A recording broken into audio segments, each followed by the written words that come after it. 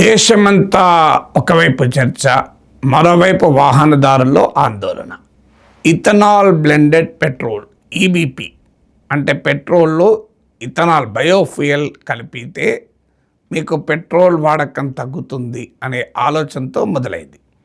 So ఇప్పుడు 20% ethanol కలిపిన petrol already ఉపయోగిస్తున్నారు. దీన్ని E20 అంటారు. ఇప్పుడు పెట్రోల్లో ఇథనాల్ ప్రపోర్షన్ నిష్పత్తిని పెంచాలి అని ప్రతిపాదన కేంద్ర మంత్రుల నుంచి, ప్రభుత్వాల నుంచి వస్తున్నాయి. సో రాబోయే కాలంలో ఇథనాల్ భాగము పెంచుతూ పోతూ ఉంటారు. సో ఇది ఎందుకు అంటే మనం వెస్ట్ ఏషియా వార్తో చూసాం. Foreign exchange crisis, dollar crisis, మీకు పెట్రోలియం సప్లైస్ ఆగిపోవడము, అలాగే ఈ కార్బన్ ఎమిషన్స్ అంటారు, అంటే శిలాజ ఇంధనాలు ఫాజిల్ ఫ్యూయల్స్ కనుక మీకు విషవాయువులు గ్రీన్ హౌస్ గ్యాసెస్ని ఎమిట్ చేస్తుంది. అందువల్ల ఇథనాల్ బ్లెండింగ్ అంటే పెట్రోల్ ఇథనాల్ వాడి పూర్తిగా బయోఫ్యూయల్స్ పైన ట్రాన్స్పోర్ట్ సిస్టమ్ నడిస్తే పర్యావరణానికి మంచిది, మనకు స్వావలంబన సెల్ఫ్ రిలయన్స్కి ఉపయోగపడుతుంది, మనము ఇతర దేశాలపైన ఆధారపడడం తగ్గుతుంది, డాలర్లు మిగులుతాయి అన్నది కాన్సెప్ట్. ఈ కాన్సెప్ట్ కొత్త కాదు. 1990sలోనే నేషనల్ పాలసీ అండ్ బయోఫ్యూయల్స్ అని ప్రతిపాదించబడింది. 2021లోనే నీతి ఆయోగ్ రిపోర్ట్ వచ్చింది. 2022లోనే నేషనల్ పాలసీ అండ్ బయోఫ్యూయల్ని అమెండ్ చేశారు. E20 పెట్రోల్ అనేది ఆల్రెడీ అమల్లోకి వచ్చింది. చాలా పెద్ద మొత్తంలో డాలర్లు సేవ్ అయింది కూడా నేషనల్ ఎకానమీకి. దాంట్లో కూడా డిస్ప్యూట్ ఎవరికి అవసరం లేదు. ఇప్పుడు ఇథనాల్ పర్సంటేజ్ను పెంచాలి అన్న ప్రతిపాదన అనేక ప్రశ్నలకు దారితీస్తుంది. ఒక ప్రశ్న ఏంటంటే, what are the cost on the consumers? ఇప్పటికే పాత బండ్లు, కార్లు వాడుతున్న వారి పరిస్థితి ఏంటి? వారికి ఇది ఏ రకమైన ఇబ్బందులు తెస్తుంది? రెండు, ఈ ఇథనాల్ మన దేశంలో ప్రధానంగా క్రాప్ బేస్డే కనుక ఇది పంటల పైన, వ్యవసాయ తీరుతెన్నుల పైన, క్రాపింగ్ ప్యాటర్న్స్ పైన ఏ రకమైన ప్రభావాన్ని చూపుతుంది? మూడు, వాటర్ స్కేర్సిటీని కారణమవుతుందా? ఆల్రెడీ డేటా సెంటర్లతో పెద్ద ఎత్తున వాటర్ అవసరం వస్తుంది, దానిపైన చర్చ నడుస్తుంది. ఒకవైపు మనము చాలా సందర్భాల్లో వర్షాభావ పరిస్థితులు ఎదుర్కొని, వాటర్ స్కేర్సిటీ ఎదుర్కొని క్లైమేట్ చేంజ్ను కూడా చూస్తున్నాం. సో ఇది వాటర్ స్ట్రెస్ను పెంచుతుందా? ఇది మూడవది. నాలుగవది ఏంటంటే ఇంపాక్ట్ ఆన్ పర్యావరణం. నిజంగానే ఈ బయోఫ్యూయల్ వల్ల పర్యావరణం మెరుగవుతుందా? ఫాసిల్ ఫ్యూయల్స్ తగ్గుతుంది కనుక లేదా? ఐదవది, నిజంగానే ఎకానమీకి ఎంత సేవింగ్ అవుతుంది? ఎందుకంటే ఈ పెట్రోల్, డీజిల్ మనం పెద్ద ఎత్తున దిగుమతి చేసుకుంటాను. యాజ్ ఆఫ్ టుడే 88.6% మన మొత్తం ఇంధన అవసరాల్లో 88.6%, సుమారు 89% దిగుమతులపైనే. ఇది 2014లో 77.6 ఉండే, ఇప్పుడు ఇది 88.6 పెరిగింది. సో అందువల్ల ఇలాంటి అనేక ప్రశ్నల్ని ఈ ఇథనాల్ బ్లెండెడ్ పెట్రోల్ అనే అంశం మన ముందు పెడుతోంది. ఇందులో మొదటి సమస్య వాహనదారుల సమస్య. మన దేశంలో 2023 తర్వాత మ్యానుఫ్యాక్చర్ అయినటువంటి ఇంజన్స్ మాత్రం వాహనాలు they are compatible. E20 petrol అంటే 20% ఇథనాల్ కలిపిన పెట్రోల్కు కంపాటిబుల్, అనువుగా ఉన్నాయి. కానీ 2023కి ముందు ఉన్నటువంటి పెట్రోల్ వెహికల్స్లో మీకు ఆల్రెడీ ఈ E20 పెట్రోల్ వాడినాకనే అనేక సమస్యలు వస్తున్నాయని చాలామంది కంప్లైంట్ చేస్తున్నారు. రిపేర్లు వస్తున్నాయి, ఒక్కోసారి మళ్ళీ దాని కొరకు సెపరేట్గా కిట్లు మార్చుకోవాల్సి వస్తుంది. సో ఇంజన్ తొందరగా చెడిపోతుంది అని మీకు ఆల్రెడీ కంప్లైంట్స్ చాలా వస్తున్నాయి. ఎందుకంటే ఈ ఇథనాల్ వాడడం వల్ల మీకు ఇంజన్లో చేంజెస్, ఫ్యూయల్ ఇంజెక్షన్ సిస్టమ్స్లో, ఇతర సిస్టమ్స్లో ప్రాబ్లమ్స్ తొందరగా వస్తున్నాయన్న కంప్లైంట్లు వస్తున్నాయి. ఇప్పుడు ఇక 20%కి కంప్లైంట్లు వస్తే నీవు ఇథనాల్ బ్లెండింగ్ పెరిగిన కొద్దీ ఈ కంప్లైంట్లు మరింత తీవ్ర రూపం దాలుస్తాయి.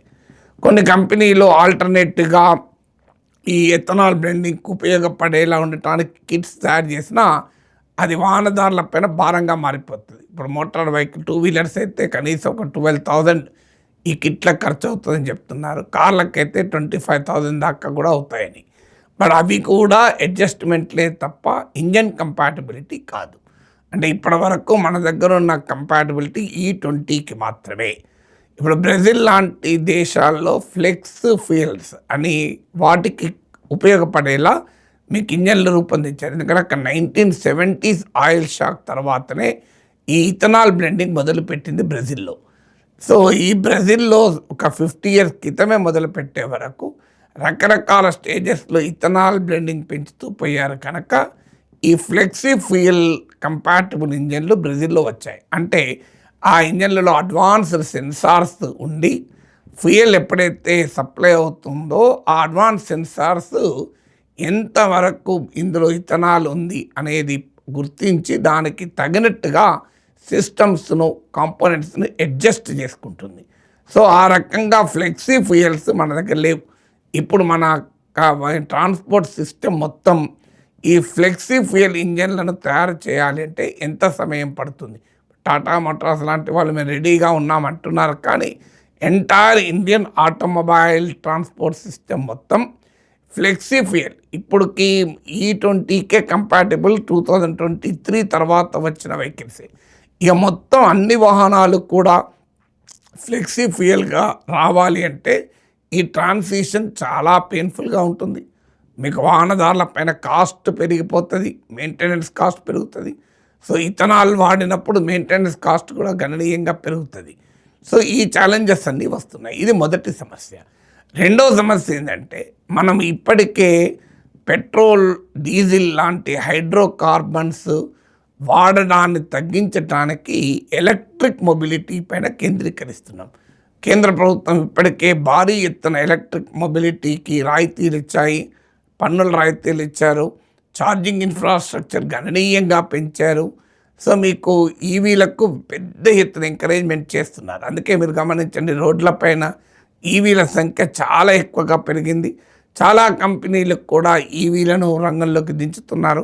ఈవీలే కాదు, మీకు హైబ్రిడ్ కార్స్ కూడా, అంటే both petrol and electric mobility ఉండేటువంటి కార్లు మీకు టయోటా, ఇన్నోవా లాంటివి, మీకు మారుతి కూడా ఇలాంటి మోడల్స్ ఆల్రెడీ రిలీజ్ చేశాయి. ఇది కాక మహేంద్ర లాంటి కంపెనీలు, ఇతర అనేక కంపెనీలు కంప్లీట్లీ ఎలక్ట్రిక్ వెహికల్స్ను కూడా రంగంలోకి దించింది. ఈ వెహికల్స్ వచ్చాయి, ఎలక్ట్రిక్ మోటార్ సైకిల్స్ కూడా వచ్చేసాయి.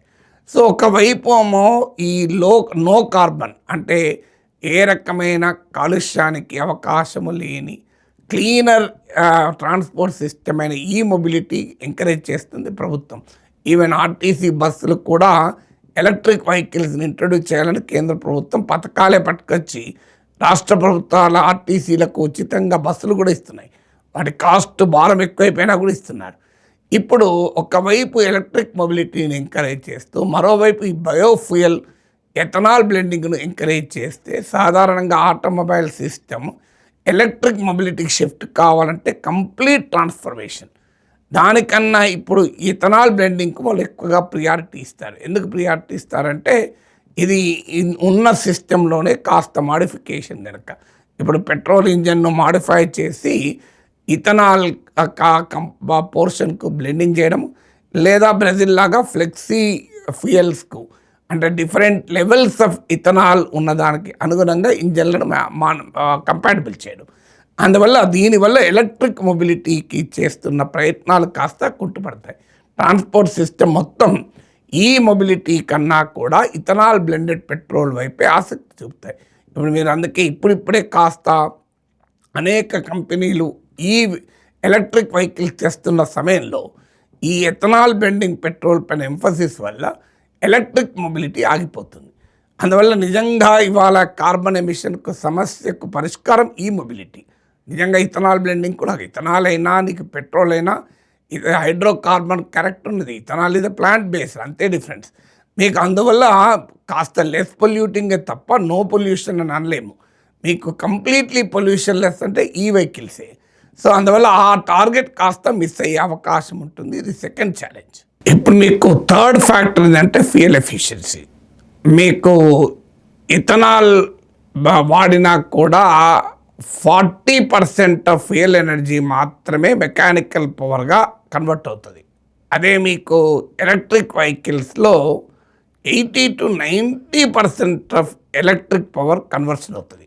అందువల్ల ఈ vehicles are relatively more efficient than the ethanol blended petrol లేదా ఫుల్లీ ఎథనాల్ వెహికల్స్. మీకు మైలేజ్ రీత్యా కూడా చూసినా ఇథనాల్ బ్లెండెడ్ పెట్రోల్ అనేది లెస్ మైలేజ్ ఇస్తుంది కంపారిటివ్లీ. అందువల్ల మీకు హయ్యర్ ఎంత ఫ్యూయల్ సేవ్ అవుతుంది అనేది కూడా ప్రశ్నార్థకం అనేది చాలామంది ఎక్స్పర్ట్స్ అభిప్రాయం.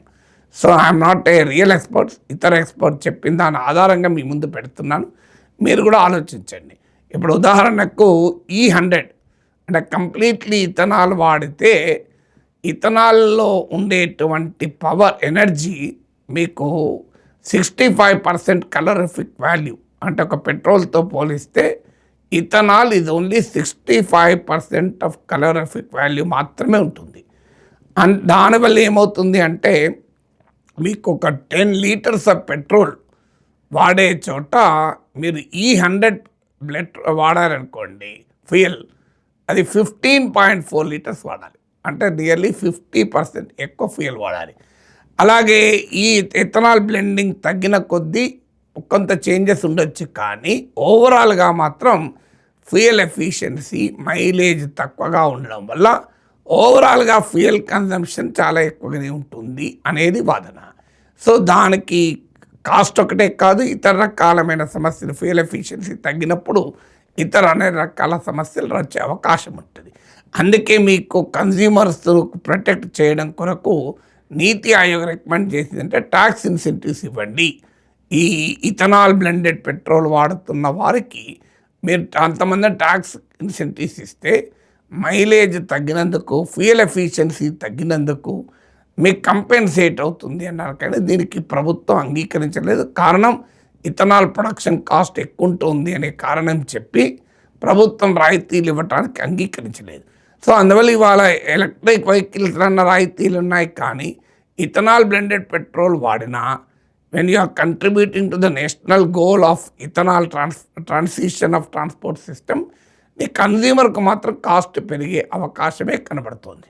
ఎందుకు మరి కన్జ్యూమర్కు కాస్ట్ పెరిగిపోతుంది అంటే మైలేజ్ తగ్గడమే కాదు, ఇథనాల్ కలపడం వల్ల వచ్చే బెనిఫిట్ కూడా ఉండడం లేదు. ఎందుకు ఉండడం లేదు? ఇక్కడ మనం బ్రెజిల్తో కంపేర్ చేయాలి. బ్రెజిల్లో ఇథనాల్ ప్రైసెస్ను ప్రభుత్వము తక్కువ స్థాయిలో ఉంచింది. ఇప్పుడు ఉదాహరణకు బ్రెజిల్లో పెట్రోల్ ప్రైస్లో 30% తక్కువ ఉంటుంది ఇథనాల్ ప్రైస్.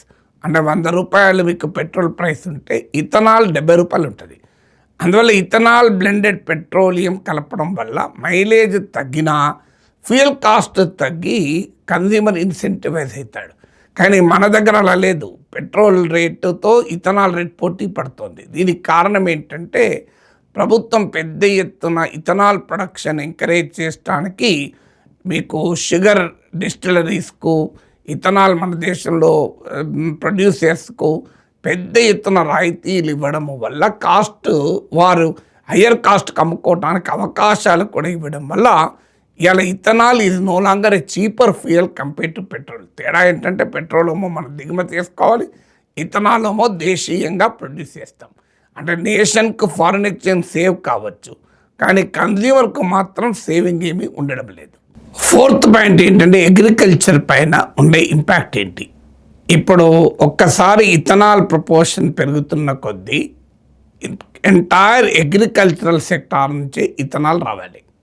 ఇప్పుడు ఇథనాల్ ప్రొడక్షన్లో పాలసీస్లో ఉన్న గందరగోళం చెప్తే ఆశ్చర్యం వేస్తుంది.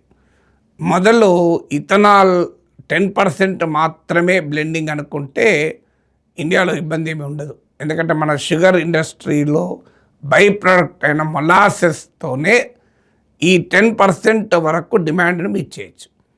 కానీ ఎప్పుడైతే ఈ 20% బ్లెండింగ్ ఇథనాల్ బ్లెండెడ్ పెట్రోలియం వచ్చిందో, అంటే పెట్రోల్లో 20% వరకు ఇథనాల్ కలపడము, ఇథనాల్ ప్రొడక్షను మొలాసెసే సరిపోలే.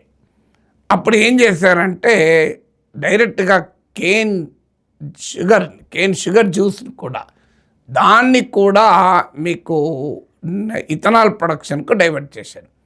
అంటే షుగర్ ప్రొడ్యూస్ చేయాల్సిన దాన్ని కాస్త ఇథనాల్ ప్రొడక్షన్కు వాడడం మొదలుపెట్టారు. దీంతో sugar demand and supply miss match వచ్చింది. దాంతో అది తట్టుకోవటానికి ఇథనాల్ని ఇంపోర్ట్ చేయడం మొదలుపెట్టారు. సో మళ్ళీ ఏమి లాభం, ఇథనాల్ ఇంపోర్ట్ చేస్తే పెట్రోల్ డీజిల్ ఇంపోర్ట్ చేసుకున్నట్టే కదా అని చెప్పి అగ్రెసివ్గా ఇన్సెంటివ్స్ ఇచ్చి మన దేశంలో ఇథనాల్ ప్రొడక్షన్ పెంచారు. ఇప్పుడు ఓవర్ సప్లై అయిపోయింది. సో ఇప్పుడు ఓవర్ సప్లై అయిపోయి 20 బిలియన్ లీటర్స్ వరకు మనం ప్రొడక్షన్ చేస్తే ఇండియాలో ప్రొడ్యూస్ అయిన దాంట్లో 10% కూడా 50% సరిపోతుంది మనం. అందువల్ల ఈ ఓవర్ ప్రొడక్షన్ ఉంది కనుక ఇప్పుడు E20ని తీసుకొస్తున్నారన్న విమర్శ కూడా ఉంది. అంటే ఇథనాల్ ప్రొడక్షన్ను అవసరాన్ని మించి ఉంది కనుక దాన్ని ఉపయోగించుకోవటానికి 20% ఇథనాల్ బ్లెండెడ్ పెట్రోల్ని తీసుకొచ్చారన్న విమర్శ కూడా ఉంది. సో దీనివల్ల ఏమవుతుంది అంటే ఎంటైర్ అగ్రికల్చరల్ ప్రొడక్షన్తోనే సమస్యగా మారిపోయింది. ఈ ఇథనాల్ ట్రాన్సిషన్ వల్ల అగ్రికల్చర్ సెక్టార్లో వచ్చిన సవాళ్ళు చూస్తే ఆశ్చర్యమేస్తుంది మనకు. ఇప్పుడు మన దేశంలో ప్రొడ్యూస్ అవుతున్న ఇథనాల్లో 40%కు sugar cane base feed stock, 50% maize మొక్కజొన్న వాడతారు. ఇక రిమైనింగ్ 10%కు రకరకాల మిల్లెట్స్, స్పాయిల్డ్ రైస్, వీట్, కొంత క్రాప్ రెసిడ్యూ వ్యర్థ పదార్థాలు, అగ్రికల్చర్ వేస్ట్ పదార్థాలు కూడా వాడతారు. దీనివల్ల ఏం జరిగింది, నేను ఇంతకుముందు చెప్పాను, ఇథనాల్ కొరకు షుగర్ కేన్ జ్యూస్ను కూడా వాడడం వల్ల షుగర్ ప్రైసెస్ పెరిగి షుగర్ డిమాండ్ అండ్ సప్లై సమస్య వచ్చింది. సరిగ్గా ఇప్పుడు మేజ్ను విపరీతంగా వాడడం వల్ల మేజ్ ప్రొడక్షన్ పెరిగిన మాట నిజం.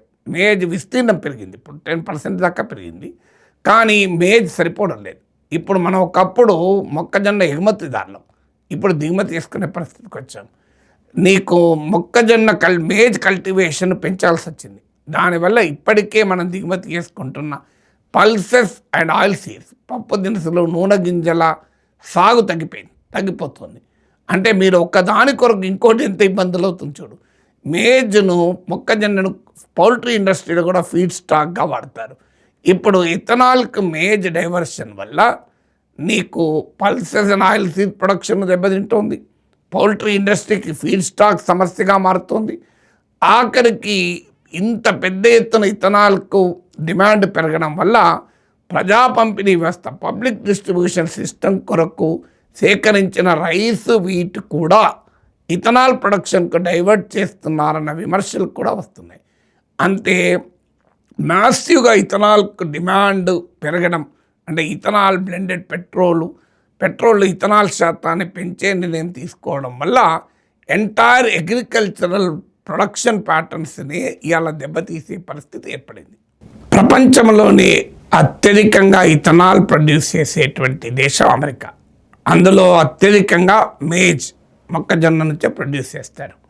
సో ఈ మేజ్ నుంచి ప్రొడ్యూస్ చేసే ఇథనాల్ ప్రొడ్యూస్ అమెరికాలో రీసెర్చ్ ఏం చెప్తుందంటే, ఇలా భారీ ఎత్తున మేజ్ను ఫీడ్ స్టాక్గా వాడి మీకు ఇథనాల్ ప్రొడక్షన్కు వాడడం వల్ల ఆహార ధాన్యాల ధరలు పెరిగిపోయాయి. సో మీకు ఫెర్టిలైజర్ యూజ్ పెరిగింది, ఎందుకంటే మేజ్ ప్రొడక్షన్ పెంచాలి కనుక పెద్ద ఎత్తున ఎరువుల వాడకం పెరిగింది. దానివల్ల ఎరువుల దిగుమతులకు ఖర్చు పెరుగుతుంది. ఇప్పుడు మనలాంటి దేశంలో సెల్ఫ్ సఫిషియన్సీ ఫెర్టిలైజర్ ప్రొడక్షన్లో లేదు. ఫెర్టిలైజర్ ఎక్సెస్ యూజ్ వల్ల జరిగే భూసారం దెబ్బతినడం, ఈ ఛాలెంజెస్ ఉంటాయి. నేను ఇంతకుముందు చెప్పినట్లు మేజ్కు ల్యాండ్ ఎక్కువగా వాడడం వల్ల పల్సెస్, ఆయిల్ సీడ్స్ ప్రొడక్షన్ దెబ్బతిన్నది, మీకు పౌల్ట్రీ ఇండస్ట్రీకి ఫీడ్ స్టాక్ దెబ్బతిన్నది, ఆఖరికి ప్రజలకు ఫుడ్ గ్రెయిన్ ప్రైసెస్ కూడా పెరిగినటువంటి పరిస్థితులు మీకు ఏర్పడ్డాయి అమెరికాలో కూడా. అందువల్ల దానికి పరిష్కారం ఏంటి అన్నప్పుడు ఫుడ్ గ్రెయిన్స్ వాడము, అగ్రికల్చరల్ క్రాప్ రెసిడ్యూ ఉంటుంది కదా, పంటల వ్యర్థ పదార్థాలు వాడి ఇథనాల్ తయారు చేస్తామనే యొక్క ప్రతిపాదన ఉంది. కానీ అది ప్రాక్టికల్గా ఏంటి రిజల్ట్ అంటే వెరీ లో క్వాంటిటీలో మాత్రమే ఇథనాల్ ప్రొడక్షన్ సాధ్యమవుతుంది. అది కూడా కాస్ట్ పెరిగిపోతుంది. అందువల్ల అనివార్యంగా ఆహార ధాన్యాలు వాడాల్సిందే. ఆహార ధాన్యాలను వాడి ఇథనాల్ ప్రొడక్షన్కు, అది షుగర్ కేన్ జ్యూస్ని డైవర్ట్ చేస్తే షుగర్ ప్రైసెస్ పెరుగుతాయి. మేజ్ను ఫీడ్ స్టాక్గా ఇప్పటికే 50% వాడుతున్నాం. నీకు పెద్ద ఎత్తున ఇప్పుడు ఇథనాల్ డిమాండ్ 4 టైమ్స్ 5 టైమ్స్ పెరుగుతుంది. మీకు ఇథనాల్ బ్లెండింగ్ పెరుగుతున్న కొద్దీ. ఆ పెరుగుతున్న డిమాండ్కి ఇథనాల్ కావాలంటే ఖచ్చితంగా రైస్, వీట్, మేజ్ ఇవన్నీ కూడా ఇథనాల్ ప్రొడక్షన్కు డైవర్ట్ చేయాల్సి వస్తుంది. అప్పుడు భారతదేశంలో ఫుడ్ ప్రైస్ ఇన్ఫ్లేషన్ వచ్చే అవకాశం ఉంది.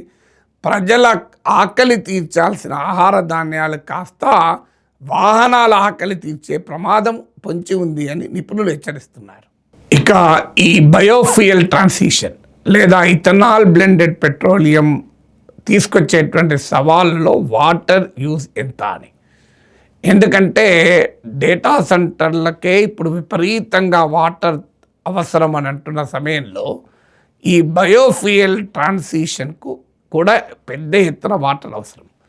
అయితే ఈ వాటర్ ఎంత అవసరమో అనేది అర్థం కావటానికి మనకు కాస్త లెక్కల్లోకి వెళ్ళాలి. ఎందుకంటే ఇప్పటి వరకు నేను ఇతర 4 ఛాలెంజెస్ చెప్పాను. ఈ 5th ఛాలెంజ్ ఏంటంటే వాటర్. ఇందులో మీకు ఇథనాల్ అంటే ఏంటి, for the benefit of those who do not know it, ఇది అగ్రికల్చరల్ మెటీరియల్ను ఫర్మెంట్ చేయడం ద్వారా ఒక రకమైన ఆల్కహాల్ ప్రొడ్యూస్ అవుతుంది. దాన్నే ఇథనాల్ అంటాం. సో ఈ ఇథనాల్ మన దేశంలో క్రాప్ బేస్తోనే ఎక్కువగా ప్రొడ్యూస్ అవుతుంది కనుక రైస్ ప్రధానంగా ఇప్పుడు నేను ఇంతకుముందు చెప్పాను 40% షుగర్ కేన్ ద్వారా అవుతుంది, 50% మేజ్ ద్వారా అవుతుంది, ఇతర సోర్సెస్ ద్వారా 10% అవుతుంది. సో ఇప్పుడు దీనికి ఏంటిది క్రాప్ బేస్ కనుక ఆటోమేటిక్గా వాటర్ యూజ్ను మనం 2 చోట్ల చూడాలి. ఒకటి ఇథనాల్ మ్యానుఫ్యాక్చర్ చేసే డిస్టిలరీస్లో ఎంత వాటర్ వాడుతున్నారు అని, దీన్నే ప్రాసెస్ వాటర్ అంటారు. మీరు ఈ ప్రాసెస్ వాటర్లు పెద్ద ఎక్కువ మీకు కాదు. ఇథనాల్ ఫ్యాక్టరీస్లో వాడే వాటర్ తక్కువే. ఇప్పుడు ఒక 1 లీటర్ ఆఫ్ ఇథనాల్ తయారు కావాలంటే 3 to 5 లీటర్స్ ఆఫ్ వాటర్ ఉంటే సరిపోతుంది. ఇది చూపెట్టి చాలామంది ఇథనాల్ ప్రొడక్షన్కి వాటర్ ఏం అవసరము, మోడర్న్ డిస్టిలరీ చాలా తక్కువ వాటర్తో ప్రొడ్యూస్ చేస్తున్నాయి కదా అని అంటారు. కానీ అర్థం కావాల్సింది అంటే ఇథనాల్ వాడటానికి ఫీడ్ స్టాక్గా ఏది వాడతారు. ఇప్పుడు మీరు షుగర్ కేన్ వాడతారు, 40% షుగర్ కేనే వాడుతున్నారు. Sugar cane 1 litre of ethanol produce చేయడానికి అవసరమైన షుగర్ కేన్ కల్టివేట్ కావాలి అంటే 3630 లీటర్స్, 3630 లీటర్ల వాటర్ కావాలి. ఇండియా టుడేలో వచ్చినటువంటి డేటా మీ ముందు చూపెడుతున్నాను, స్క్రీన్ పైన చూడండి. ఇక 50% మేజ్ వాడతారు. ఈ మేజ్ 4670 లీటర్స్ కావాలి. అంటే 1 లీటర్ ఆఫ్ ఇథనాల్ తయారు కావాలంటే వాడే మొక్కజొన్న ఎంత తెలుసా, ఆ వాడే మొక్కజొన్నకు వాడే వాటర్ ప్రొడ్యూస్ చేయాలంటే వాటర్ 4670 లీటర్స్ వాడాలి. అంత క్వాంటిటీ ఆఫ్ మేజ్ వాడాలి. ఇక రైస్ అయితే ఫీడ్ స్టాక్గా వాడితే చెప్పాల్సిన అవసరం లేదు. ఎందుకంటే మన దేశంలో rice is a highly water intensive crop, sugar cane కూడా వాటర్ ఇంటెన్సివ్ క్రాప్. మేజ్తో రైస్తో పోలిస్తే మేజ్ తక్కువే కావచ్చు, బట్ స్టిల్ వాటర్ బాగానే అవసరం ఉంటుంది. ఎక్కువ మేజ్ క్వాంటిటీ కావాలి కనుక రైస్ కనుక వాడితే ఫీడ్ స్టాక్గా 1 లీటర్ ఆఫ్ ఇథనాల్ ప్రొడ్యూస్ కావాలంటే ఉపయోగించే రైస్ క్వాంటిటీ కల్టివేట్ కావాలంటే 10,790 10,790 లీటర్ల వాటర్ కావాలి. ఇది ఎక్కడికి వెళ్ళి తెస్తాము ఈ వాటర్ అంతా? మీకు ఇది పెద్ద ఛాలెంజ్. ఒకవైపు మన రైతులకే నీళ్లు లేక పంటలు ఎండిపోతున్న పరిస్థితి, క్లైమేట్ చేంజ్ వల్ల వాటర్ అవైలబిలిటీ తగ్గిపోతుంది, భూగర్భ జలాలు అడిగంటిపోతున్నాయి, డేటా సెంటర్లు వచ్చి పెద్ద ఎత్తున నీళ్లు తాగేస్తున్నాయి.